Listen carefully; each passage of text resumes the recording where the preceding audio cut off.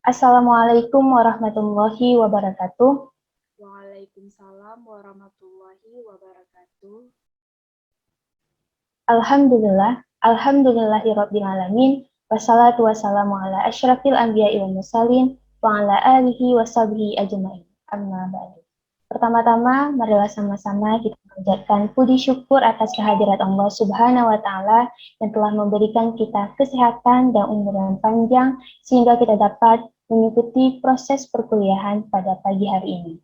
Salawat dan salam tak lupa pula kita panjatkan dan kita haturkan kepada kepangkuan besar junjungan alam Nabi besar Muhammad Sallallahu Alaihi Wasallam, yang mana berkat beliau kita telah uh, melewati masa-masa sulit dari masa alam kebodohan menuju ke alam penuh dengan ilmu pengetahuan seperti yang kita rasakan pada saat hari ini. Oke, teman-teman semua, bagaimana kabarnya?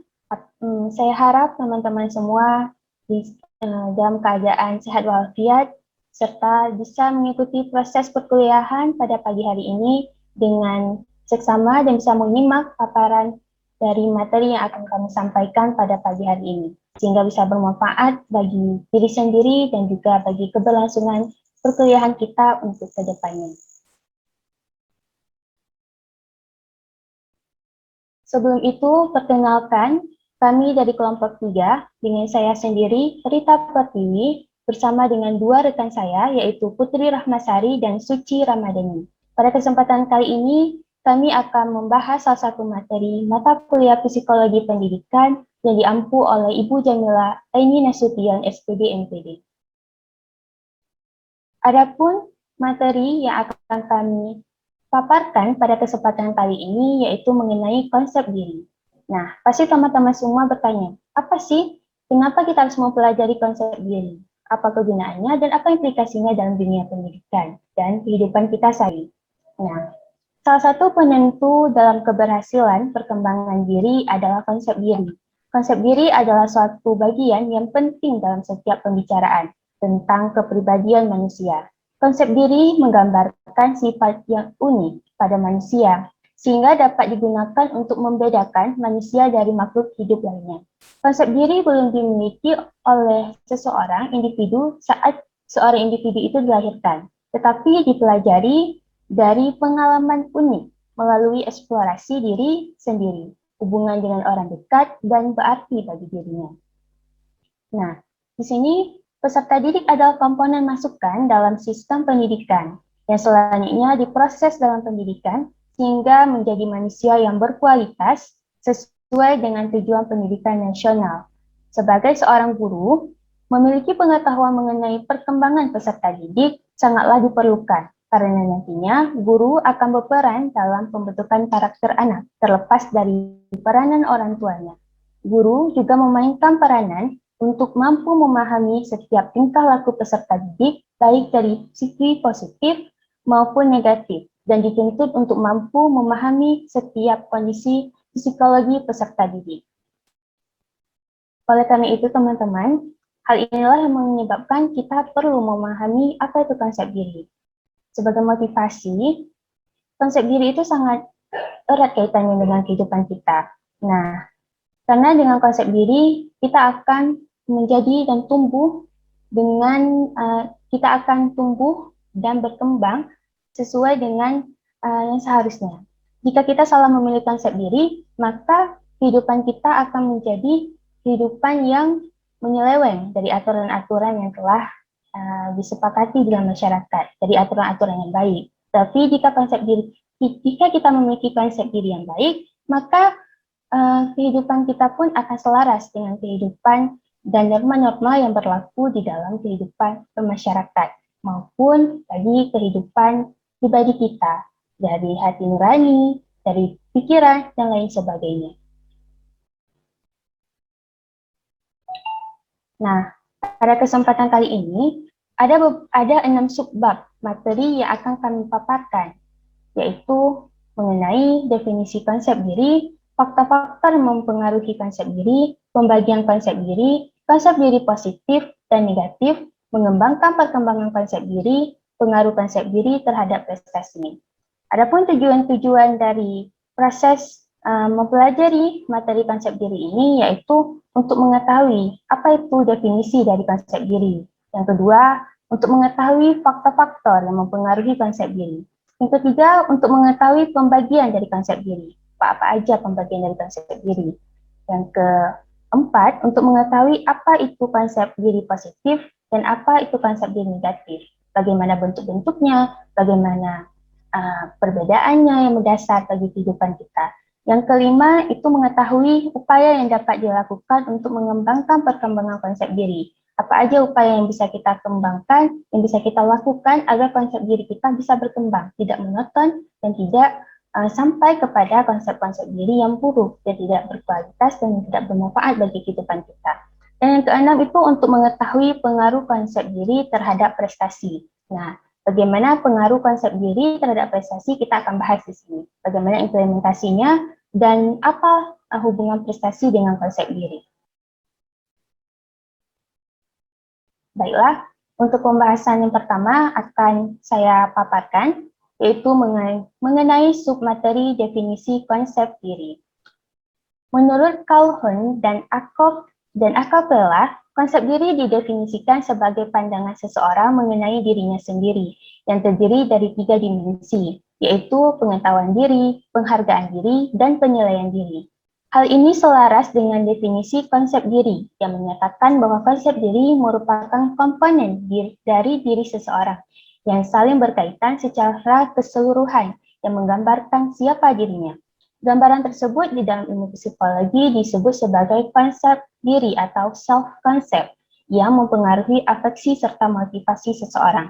Nah, dari definisi di atas dapat kita tarik satu kesimpulan bahwa konsep diri merupakan cara individu memandang dirinya secara utuh atau gambaran tentang apa sebenarnya diri kita, gambaran keseluruhan dari kemampuan dan sifat kita. Adapun kesadaran di sini meliputi bakat, minat, penampilan fisik, kemampuan, dan lainnya. Itulah yang dapat kita tarik kesimpulan dari konsep diri. Nah, kemudian ada faktor-faktor yang mempengaruhi konsep diri. Pada dasarnya, konsep diri bukanlah bawaan dari lahir, bukanlah sesuatu yang positif atau negatifnya sudah merupakan suratan takdir, melainkan hasil dari bagaimana kita berinteraksi dengan lingkungan, juga pengalaman yang sifatnya dinamis. Jadi, ada beberapa faktor yang mempengaruhi konsep diri. Di antaranya itu ada 3 faktor yang paling mendasar. Yang pertama itu mengenai pola asuh keluarga, yang kedua pengalaman, dan yang ketiga lingkungan. Faktor-faktor yang mempengaruhi konsep diri, yang pertama ada pola asuh keluarga. Pola asuh keluarga adalah sikap orang tua dalam berinteraksi dengan anak-anaknya, yang meliputi cara orang tua memberikan aturan-aturan, hadiah maupun hukuman, cara orang tua menunjukkan otoritasnya, dan cara orang tua memberikan perhatiannya, serta tanggapannya terhadap anaknya. Nah, disinilah peran dari keluarga. Bagaimana peran keluarga dapat membentuk suatu konsep diri bagi seorang anaknya. Dan juga bagaimana tingkah-tingkah dan bagaimana pengaruh dan arahan dari orang tua. Nah, di sini juga arahan orang tua itu sangat diperlukan karena banyak sekali implementasinya dalam membentuk konsep diri pada suatu anak. Yang kedua itu ada faktor pengalaman. Nah, pengalaman adalah suatu bentuk emosi, perasaan, tindakan, dan kejadian yang pernah dialami oleh individu, yang dirasakan bermakna dan meninggalkan pesan dalam hidup seseorang. Salah satu pengalaman yang dapat mempengaruhi konsep diri adalah kegagalan. Nah, kenapa kegagalan bisa termasuk ke dalam faktor yang mempengaruhi konsep diri? Karena pengalaman yang berupa kegagalan itu merupakan dapat menjadi suatu pendorong bagi seorang individu untuk dapat terus melakukan perbaikan dalam dirinya. Contohnya, kegagalan saat kita mengikuti suatu perlombaan.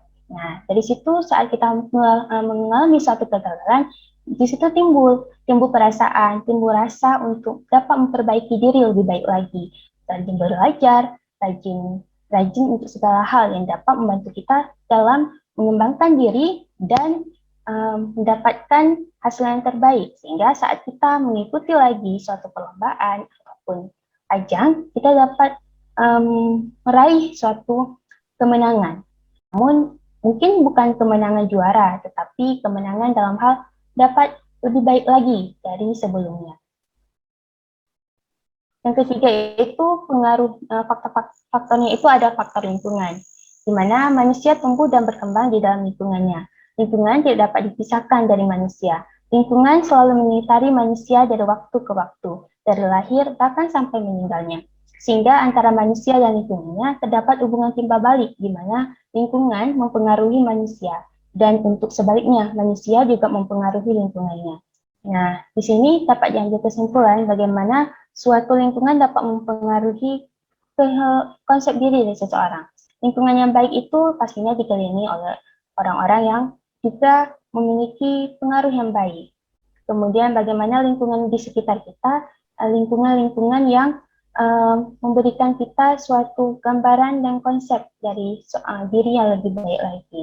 Bagaimana sebuah lingkungan dapat memberikan kita motivasi dalam melakukan sesuatu hal. Bagaimana kita dapat memandang bahwa kita sebagai seorang makhluk hidup yang seharusnya menjaga lingkungan dan terus menggali dan mempelajari berbagai aspek lingkungan, dan kita dapat mengambil hikmah dan ibrah seperti itu. Dan sehingga disinilah yang namanya konsep diri dapat terbentuk dari waktu ke waktu berdasarkan pengaruh dari lingkungan itu sendiri. Selanjutnya, untuk materi pembagian konsep diri akan dipaparkan oleh teman saya, yaitu Putri Rahmasari.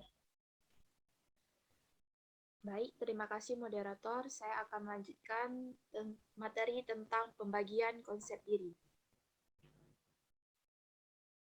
Ulang lagi lah, aku nggak sebut nama tadi. Pilih lagi. Saya Putri Rahmasari akan melanjutkan materi tentang pembagian konsep diri. Konsep diri menurut Stuart and Sandon dalam Octaviani CI terbagi ke dalam 5 bagian yang terdiri dari 1. Ideal diri. Ideal diri adalah kemungkinan individu menjadi apa di masa mendatang. Ideal diri juga diartikan sebagai persepsi individu tentang bagaimana ia seharusnya bertingkah laku berdasarkan standar pribadi. Yang kedua, harga diri. Harga diri adalah penilaian pribadi terhadap hasil yang dicapai dengan menganalisa seberapa jauh perilaku memenuhi ideal dirinya. Yang ketiga, peran. Peran adalah sikap dan perilaku, nilai, serta tujuan yang diharapkan dari individu berdasarkan posisinya di dalam masyarakat. 4. Gambaran diri. Gambaran diri adalah sikap individu terhadap tubuhnya secara sadar maupun tidak sadar. Yang kelima, identitas. Identitas adalah kesadaran akan diri sendiri yang bersumber dari observasi dan penilaian yang merupakan sintesa dari semua aspek konsep diri sendiri sebagai satu kesatuan.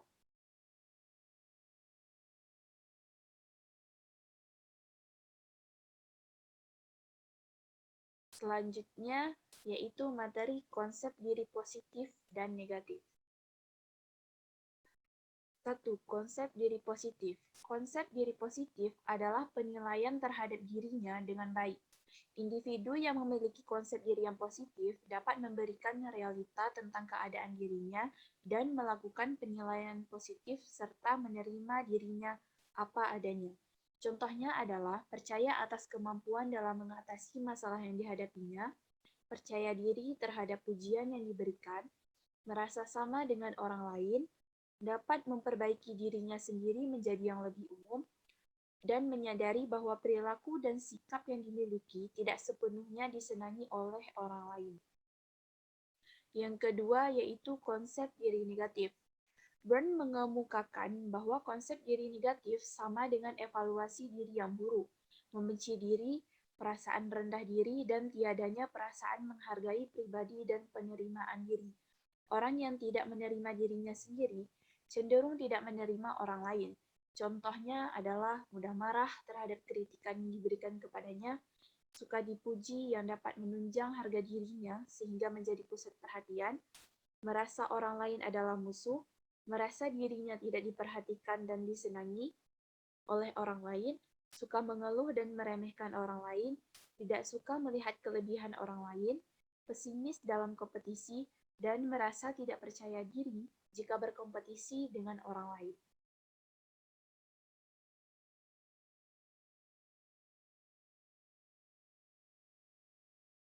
Selanjutnya adalah materi mengembangkan perkembangan konsep diri menurut Carl Rogers. Yang pertama itu adalah self-image atau gambaran diri. Menegaskan tentang bagaimana Anda memandang diri sendiri, umumnya akan dipengaruhi oleh 4 faktor, yaitu deskripsi fisik, peran sosial, sifat pribadi, serta pernyataan eksistensial. Untuk bisa memandang diri secara lebih baik, Anda bisa menerapkan tips agar bisa memandang diri sendiri secara positif. Selanjutnya yang kedua yaitu self-esteem atau self-worth, harga diri atau kepantasan diri. Menjelaskan seberapa besar nilai atau value yang diberikan seseorang kepada dirinya sendiri. Harga diri seseorang dipengaruhi oleh 4 faktor, menurut Argyll pada tahun 2008, yaitu reaksi dari orang lain, perbandingan dengan orang lain, peran sosial, dan identifikasi.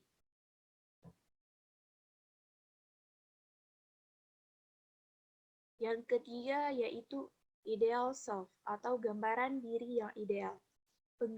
Penggambaran diri yang ideal ini terkadang tidak sinkron ketika menggambarkan diri sendiri atau self-image.